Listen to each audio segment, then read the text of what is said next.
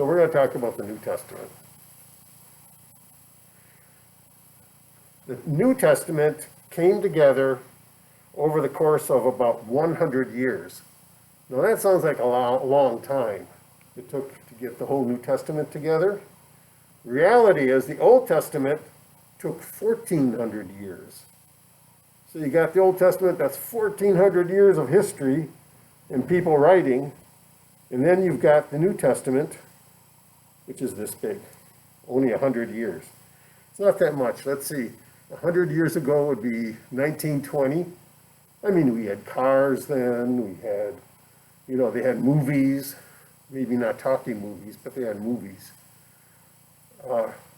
Phonographs, you could play music at home, radios, they were starting to have radios. So that's biggie. 1,400 years ago, what were we doing? Oh, heck.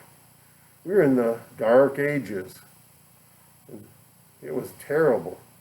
I mean, a lot of people died, and they died before they were 30 years old. And you could be a serf, which is equivalent to a slave. You were born into it back then in the world.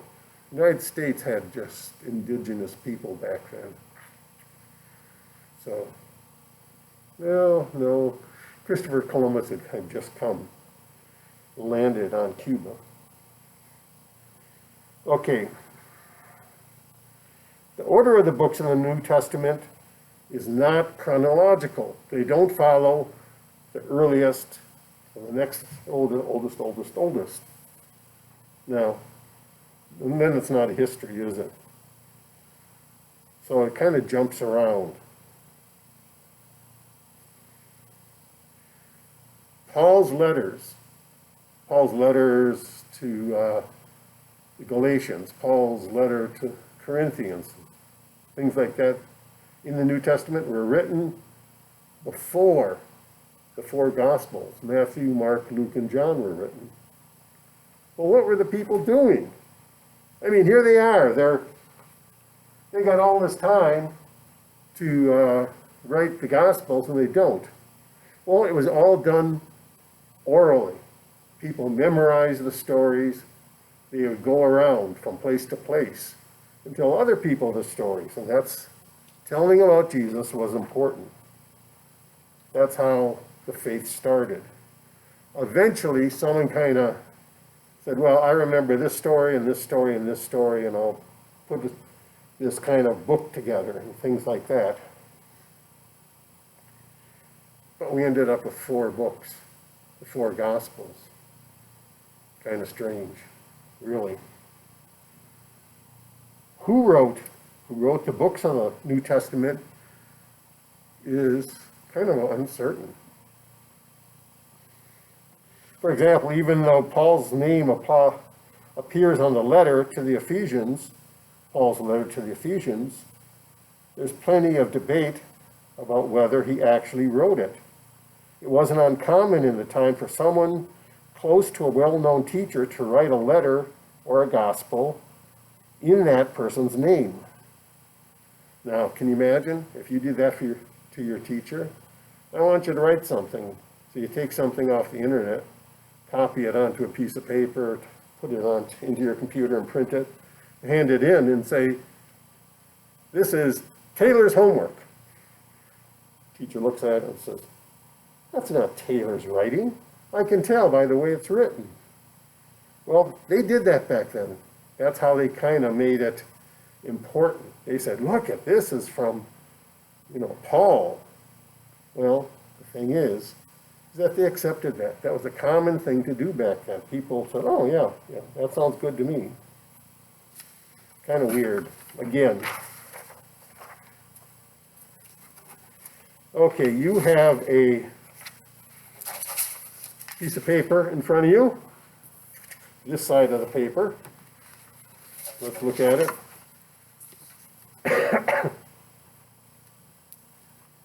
Now I want you to turn to your table of contents in your Bible. Now, do you know where the table of contents is? There's not a page number on it.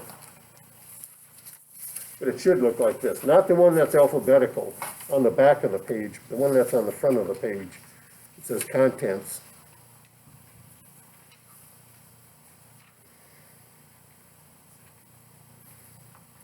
Okay, what's in here in this New Testament? We have Matthew, Mark, Luke, and John. We'll start with that. Those are the Gospels. Sorry for yours, I had to white out something that was very confusing. We weren't going to use it, so I just whited it out. The squares and numbers. Matthew, the book of Matthew, was written about 80 CE. CE means Christian era. It was written about 80 CE. Now Mark was written, the next one, at 70 CE. So here we got something written in 80, then we have something before, after it that's written in 70. It's obviously not in chronological order. Then you have Luke, which was 80 CE, somewhere in there, in the 80s. And finally, John, the fourth gospel, in the 90s. Okay, these are called the Gospels, and gospel means good news. In fact, there's a Bible called the Good News Bible. These stories were told orally and eventually were written down over the course of many years to spread the word about the life, death, and resurrection of Jesus. Not too many people could read and write. They didn't go to school to learn to read and write. People, if you wanted to learn to do that, you had to go to the temple, and they taught that, and then you could become a scribe, I guess you'd call it, where you could read and write. And if people had to write a letter to someone else, they went and paid a scribe to write it for them. The best they could do in most cases is just put an X for their name at the bottom of the letter. Then we come into Acts, the book of Acts. Excuse me. Now that was at 70 CE. 70, wait. We have two of the Gospels written in the 80s and one in the 90s, and suddenly you come to Acts, which is in the 70s. This is actually a continuation of the Gospel of Luke. Luke was written, and then they decided they would split off the end of it and made that Acts. So they think it had the same author or authors, because that was the first followers of Jesus in the birth of the church. Then you get into the Pauline epistles. Why they call them epistles, I don't know. Romans, Corinthians. Notice those are much earlier than anything before them. 2 Corinthians 55 CE. Galatians, Ephesians, well that's 90 CE. Philippians, Colossians, 1 Thessalonians, 2 Thessalonians. Well, that's interesting. 1 Thessalonians is 50 CE, and 2nd is 80 CE. 30 years later, someone wrote a letter to the Thessalonians and said, "What are you guys doing?" Then you have 1 Timothy, 2 Timothy, Titus, and Philemon. And Philemon, the last one, was one of the earliest ones. Confusing. That's the way it was put together. Epistle means letter, I guess, in Greek. And they were written by Paul or someone who likely knew Paul. Some are to communities such as Kalash. I think it's Kalash is the name of the place. Others to individuals. But they were meant to help the first Christians figure out how to live life into which Christ invited them. Then we have the general epistles. Not sergeant or lieutenant or major, but general epistles. Hebrews, James, Peter, 2 Peter, 1 John, 2 John, 3 John. Aren't you glad we don't have to memorize all these names? I had to do that when I was young. I had to memorize all the books of the Bible, not just the New Testament, the Old Testament too. Didn't like that. No. We don't know who wrote the letters because, the title doesn't necessarily match the author's name. But they all serve to encourage new Christians to hold on to their faith in the face of persecution and oppression. That's when Christians were fed to the lions. You're a Christian, come on down. Your lion feed. We're going to put you in the Colosseum in Rome or some other Colosseum. They had a whole bunch of them around the place. Just like football has a lot of stadiums. And they would kill them. Or with bears. Or they would have gladiators come and carve them up with their swords or spears. Christians had a really, really tough time back then. And the Israelites hated them. So you got the Romans don't like you, the Israelites don't like you. So to be a Christian really took a lot of courage. And a lot of them were secret Christians, obviously. And then Revelation. That's the last book. It's a wild combination of letters and a dream journal. If you ever read Revelation, it is unbelievable. And it's meant to help these people who are being persecuted as Christians, to tell them, hey, you're going to go to heaven and you're going to see all these marvelous things and things like that.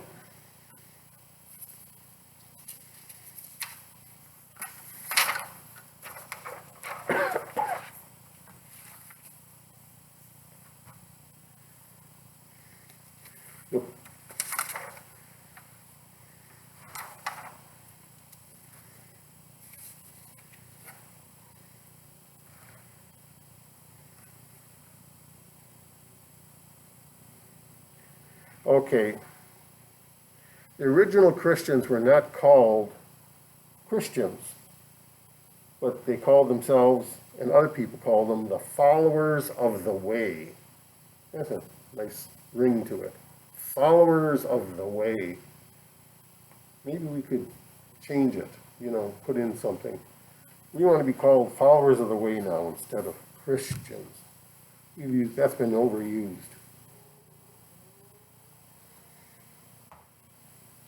The New Testament was written by up to 19 different people. How do they know that? They can tell by the way people write. If you write something and I write something and Josh writes something, we can tell the difference. Just the words used, how we do our sentences, things like that. So they know there's up to 19 different people who wrote the New Testament. This is not like what some religions believe, like, I'm trying to think of a good example. The Mormons, some of what they call their Bible, they said came from gold tablets that were sent down. And, trying to think, John Smith? Smith was his name. He found them, read them, and of course then they disappeared. But they were all given to him at one time. So he could write a whole section added onto the Bible because it was at one time. These were not written at one time. At the time, the language in Israel, the main one, or formal one, was Greek. You had to know Greek. But by the way, Aramaic was the casual language. So you would go home and you'd talk Aramaic, and you'd go to school or at work, you'd speak Greek. So you had to be multilingual. You think these were dumb people. If you ever knew, ask a pastor how hard Greek is. Greek is hard. You have to learn it. in order to become a pastor, at least a Lutheran pastor. Because so much is written in Greek. And they want the pastors to be able to interpret what's in the original Bibles. We don't have an original Bible. We don't have an original on any part of the Bible. The first one, first edition, signed by God or anything, nothing like that. Because they put everything on papyrus or something like that. And papyrus is a plant. And they kind of weave it together and flatten it out and everything, let it dry. And of course, it rots away after a while. There is the Dead Sea Scrolls, Dead Sea ones that they found, and they're like, if you burnt a document and it was sitting there, and if you carefully use tweezers, you could start taking it up, you might be able to lift up parts of it.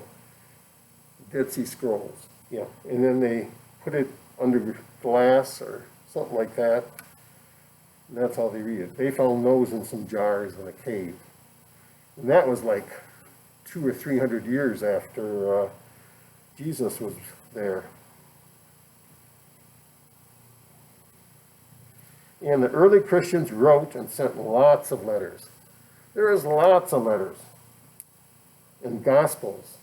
There's other gospels, but they're not in the New Testament. Anyone remember what we talked about at the start in our first class, how they kind of put the Bible together? There's whole bunches of them, but some were really wild. Jesus killing other kids, things like that. Definitely not something we want that belonged in the Bible. Okay, go to page 577. It's in the New Testament. Some Bibles, they start the numbering over at the New Testament again. And that is really confusing. So if you ever see one of those Bibles, don't get confused by it. 577. I know where it is. It's right where my little paper clip is.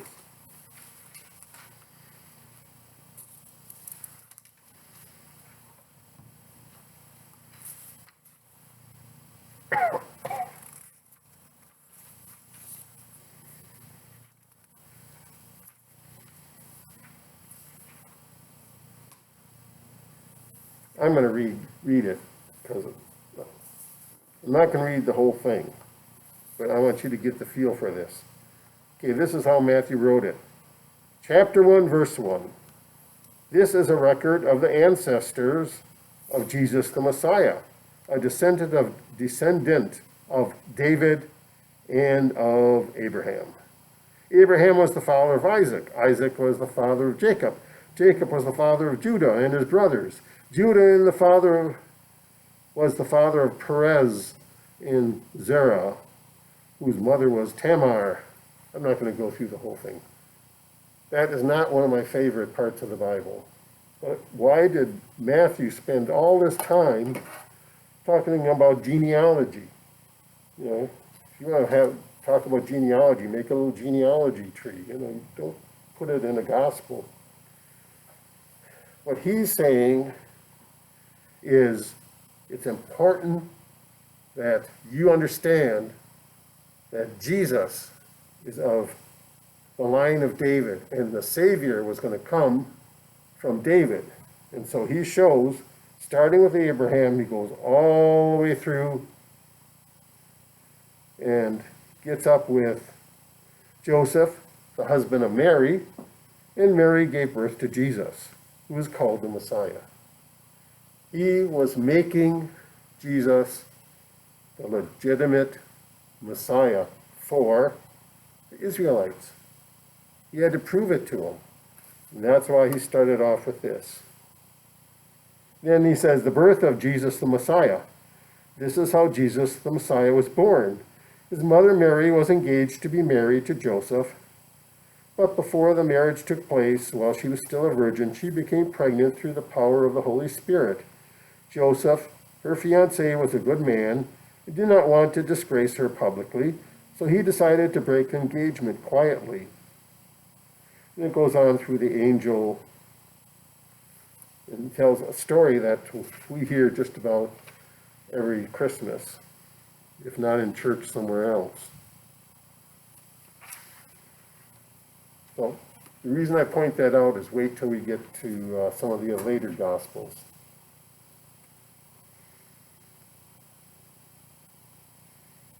Again and again in Matthew, you read phrases like to fulfill, and so it has been written, or spoken through the prophet.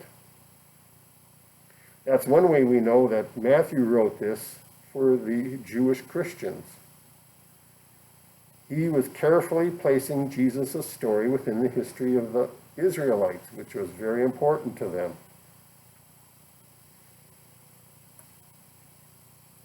And Matthew works hard to align Jesus with the Jewish scriptures, hoping to show the Jewish people that God was still with them and that following the way of Jesus was the path forward in their faith. They wanted the Jewish people to become Christians, what we call Christians. And instead, many of them persecuted the Christians. One of them was Paul. He was kind of like a detective, and he found Christians and had them stoned to death.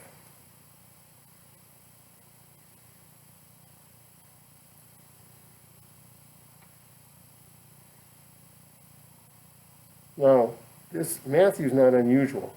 Each gospel is meant to make a point to its audience, a different one, peculiar one.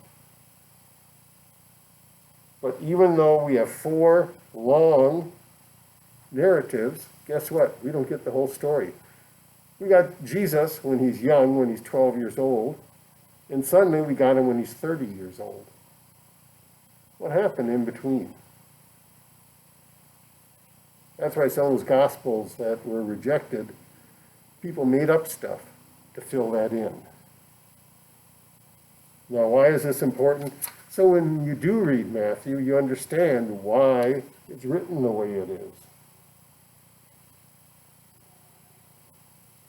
And even these Gospels, when they do talk about something, they don't give all the details. They leave wide gaps in his whole ministry. Now, what language were the Gospels written in? Anyone remember what I was talking about while I was rambling up here? What was the language of the time, the formal one? You'd have to be able to speak if you worked or had Greek. They were written in Greek, not in English. There's still people who will say, I don't like this in these other languages like Spanish or some other one. The Bible should be in the original language of English. There was not English back then. It wasn't anything like that anywhere in the world. There was things that were going to develop into English in Great Britain, I suppose, but you wouldn't understand it. They are not close to what we say things, how we say things. And in the Roman Empire, if you wanted to speak to a Roman, you had to speak Latin. So there, you've got to know 3 languages just to survive. And Jesus may have known 3 languages because he was a carpenter. And some carpenters worked for the build houses and stuff like that for the Romans. So he may have known 3 languages. Even the stuff that had been written in Hebrew a long time ago had been translated by that time into Greek.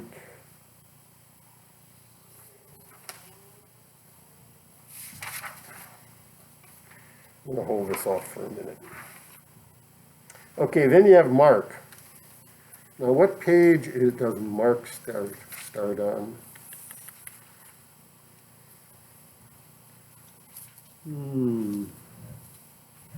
That's the next gospel.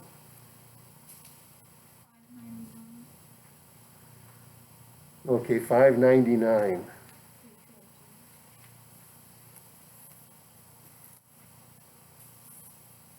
Okay, how does it start?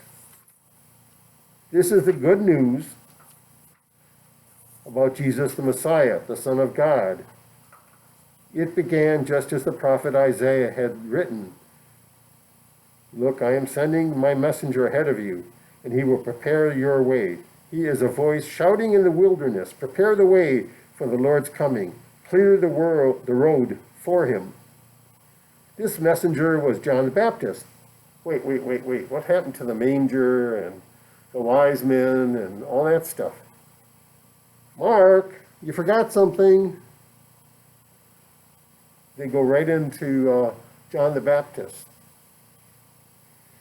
Obviously, they didn't want to talk about that. It was not important to them. They were not, Mark, if you were going to make a movie out of one of the Gospels, Mark would have someone like The Rock as Jesus, because it's action-oriented. We do this, then we do this, then we do this, and bam, bam. A lot of action. Not like Matthew, who goes on and on about how Jesus is the Messiah all the time, and trying to prove it.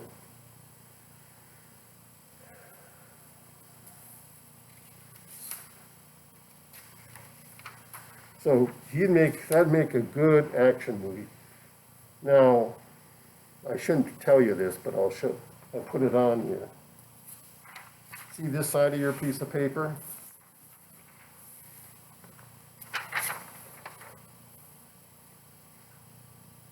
Mark was used by Matthew and Luke to write their Gospels. It's hard to see which, the percentages and stuff. But like, there's a triple tradition, they call it, where Matthew, Luke, and Mark used a lot of the same. Mark was 76% of this tradition, Luke 41%, and Matthew 45%. They told the same stories. It came from Mark, and also from Q. Now, what is Q? They've never found Q. Why they call it Q, I forget. It's a foreign word. But they can see the same wording in Mark, Luke, and Matthew, and it was not written by the author of Mark. Q. It's some written document, or possibly someone oral history that wrote or something, and then Mark saw it, and Matthew saw it, and Luke saw it. Well, probably Mark saw it, and Luke and Matthew borrowed from him. They're not too sure. So that's why you'll see some of the same stories. I don't want to belabor this. That's really kind of an important piece of information for you to know. They were written separately by separate authors, and a lot of times they didn't even read each other's Gospels. Because, one could have been in Israel, one could have been in Rome, one could have been in Greece, where they wrote it.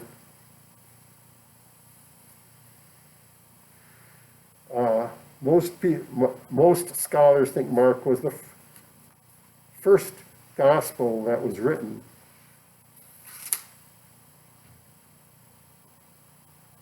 And he put in, like I said, adventure, excitement, mystery. So that's a shorter one to read, and it doesn't have a lot of details always.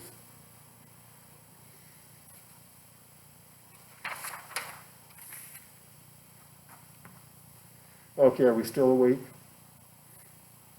you've had a long day at school and I've had a long day too, so. But we're trying to cover the whole New Testament in 2 nights instead of 15, like we normally would do it. I'd really put you to sleep.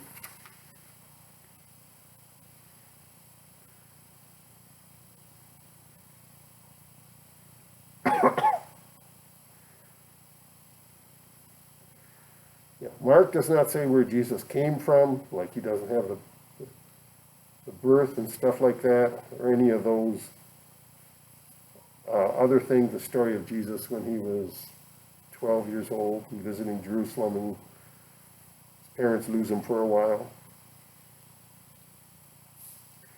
Also, I want you to go to page 612 in Mark.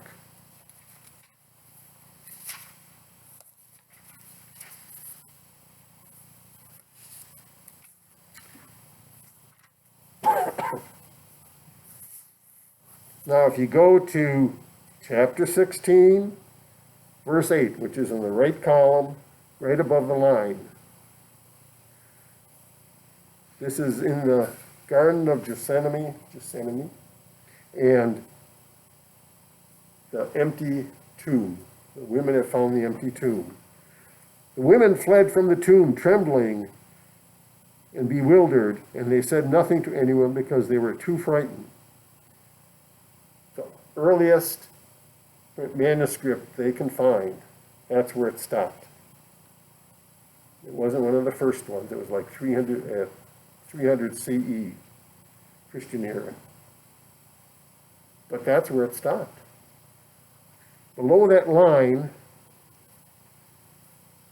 they also added then, in another version of it, then they briefly reported all this to Peter and his companions. Afterwards, Jesus himself sent them out from east to west with a sacred and unfailing message of salvation that gives eternal life. Amen. And then there's another version that they found that has a longer one, which I'm not going to read to you. But you can see that it depends on which version that you want to read, that there's actually 3 different endings to Mark. Confusing. Confuses a lot of people.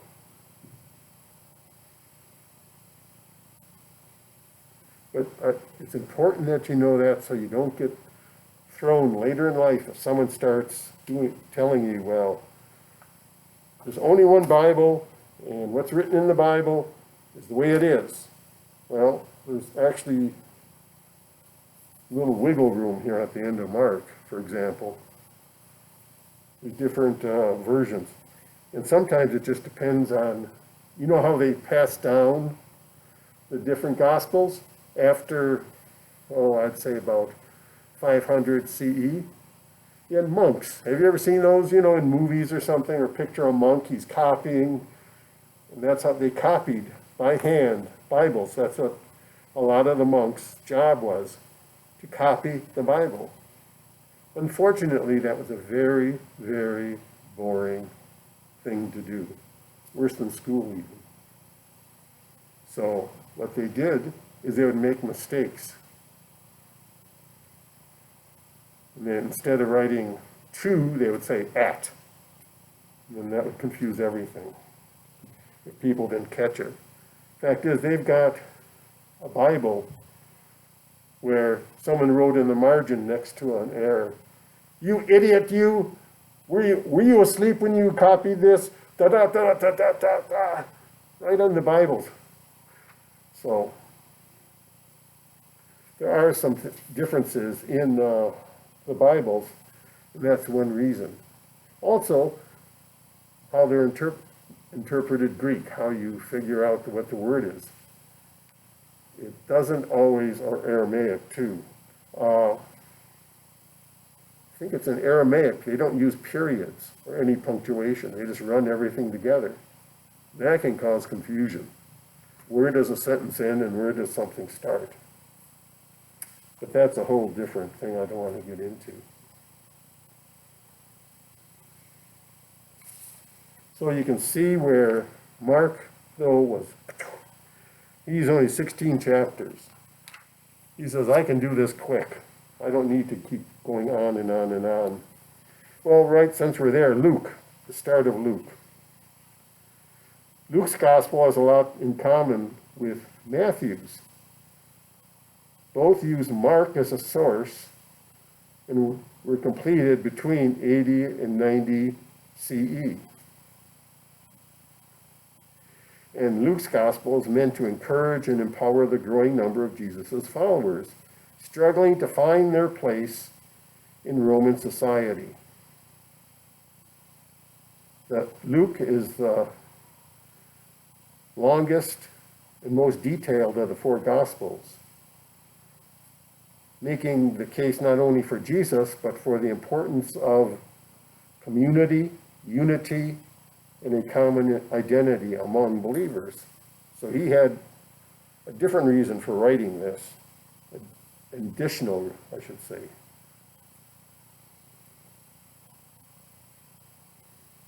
This is the only one that has a gospel that has a sequel, which is Acts.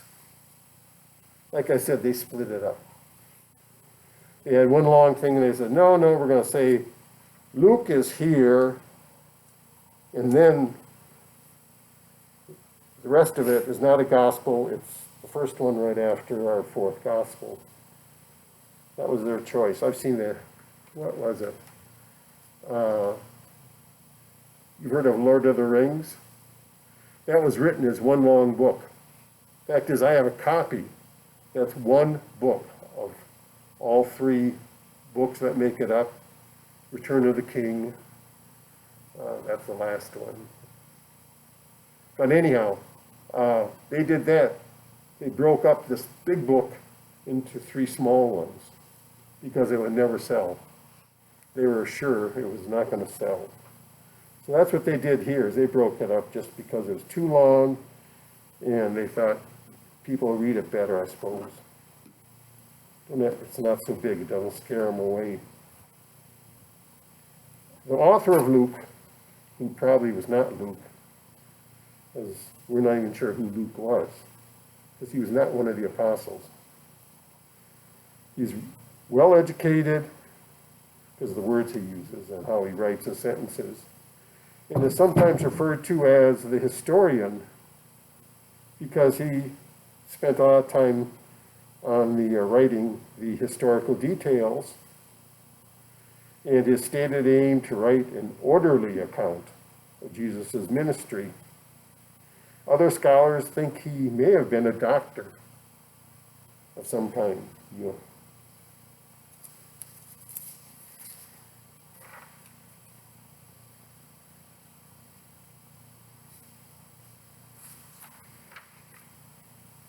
When you read Luke, again, it's more than just, here's Jesus, here's what happened. It talks about everyone, what's your place in a social circle with your friends and people, your family and things like that. Because no matter what you are in that circle, you are loved by God. Now that's important. You're loved the same amount, not more, not less than everyone else. That's an important part of Luke. And for those who feel they have no place, for those who feel outside of society or even God's love, God offers a reassurance that Jesus is for everyone. Rich, poor, saint, sinner, all of us. That's important. That's very important. So when you're ever in Luke and you see that, you'll understand. That's one of the main reasons he wrote it. Now let's go to page 637, the start of John.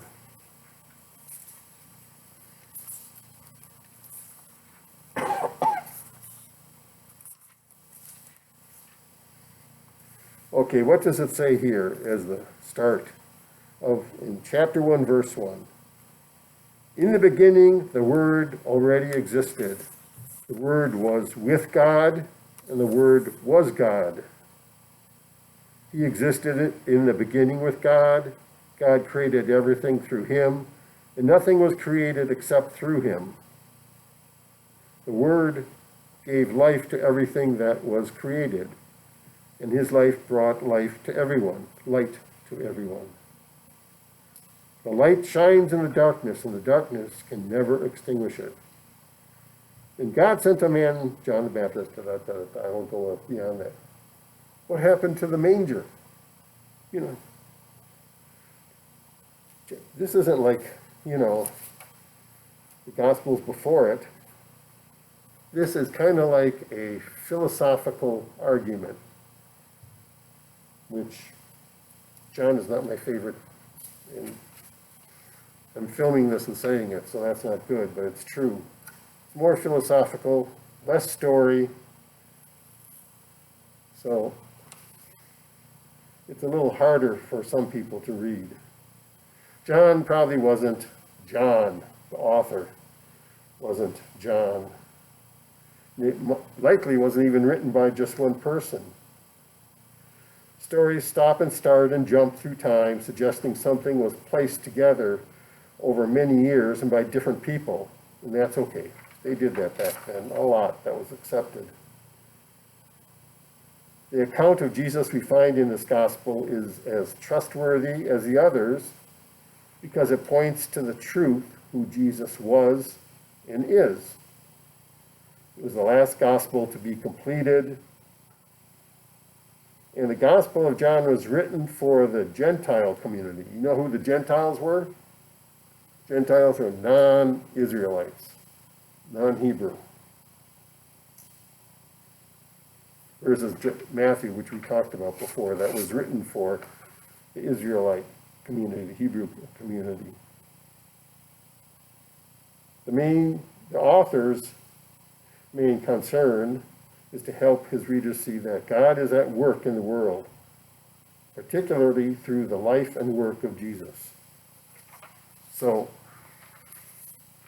he's trying to make a point. Every gospel has a slightly different view of what Jesus was about and what he was trying to do.